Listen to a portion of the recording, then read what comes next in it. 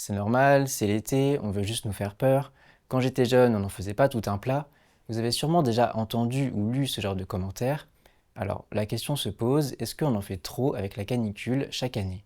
Je vais essayer de répondre à cette question dans cette vidéo, même si spoiler, la réponse est non. Alors déjà, c'est quoi une canicule? En France, ça désigne quelque chose de très précis. Météo France a mis en place des seuils pour chaque département. Une vigilance orange canicule est lancée dès que la moyenne des températures sur 3 jours risque d'atteindre ces seuils ou de les dépasser. Ces seuils y comportent la température minimale et maximale de la journée. Par exemple en Meurthe-et-Moselle, ils sont basés sur la ville de Nancy et ils sont de 18 degrés le matin et 34 l'après-midi. Ensuite, pour répondre à la question est-ce qu'on en fait trop avec la canicule, il faut d'abord s'intéresser à l'histoire de cette vigilance canicule. Déjà, le système de vigilance tout court, tel que vous le connaissez, il est assez récent. Il a été créé en 2001 suite aux tempêtes de 1999. Ce système de vigilance, il comporte différents niveaux.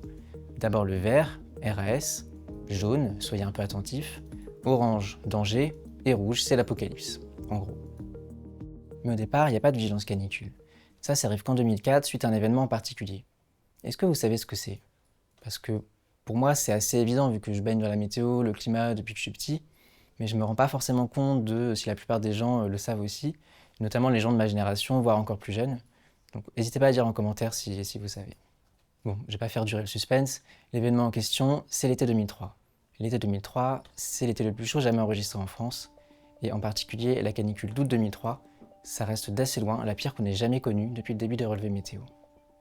Le problème, en plus de cette chaleur extrême et durable, c'est que la canicule, c'est pas vraiment un sujet de santé publique à l'époque. Et le gouvernement gère très mal la situation et ne prend pas du tout conscience de la gravité de la situation. Malheureusement, le bilan final est très lourd. On parle d'environ 15 000 personnes qui ont perdu la vie rien qu'en France, et environ 70 000 dans toute l'Europe. En France, c'est le pic de mortalité le plus important depuis la Seconde Guerre mondiale, encore plus que le Covid, même si évidemment c'est différent puisque le Covid a duré beaucoup plus longtemps. C'est à partir de ce moment-là que les pouvoirs publics ont pris conscience de la dangerosité des canicules, du fait qu'elles tuent, et d'autant plus quand la prévention laisse à désirer. Depuis, chaque canicule est surveillée de près, même si malheureusement elle continue de tuer. Par exemple, il y a eu environ 1000 morts lors de la canicule de juillet 2006, 3000 lors des multiples canicules de l'été 2015, et autant plus récemment en 2022.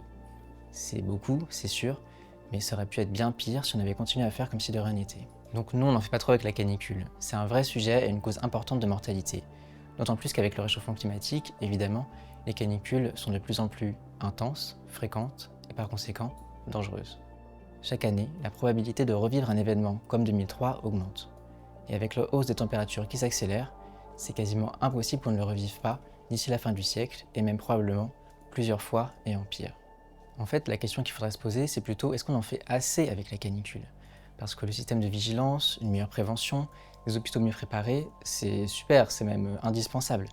Mais il faut aussi lutter contre le réchauffement climatique et à ce niveau-là, il y a encore du boulot. En tout cas, en période de canicule, on n'oublie pas évidemment de bien s'hydrater, 1,5 litre d'eau par jour, même si on n'a pas soif, et on aère les logements dès que les températures le permettent, entre le soir et le matin, etc.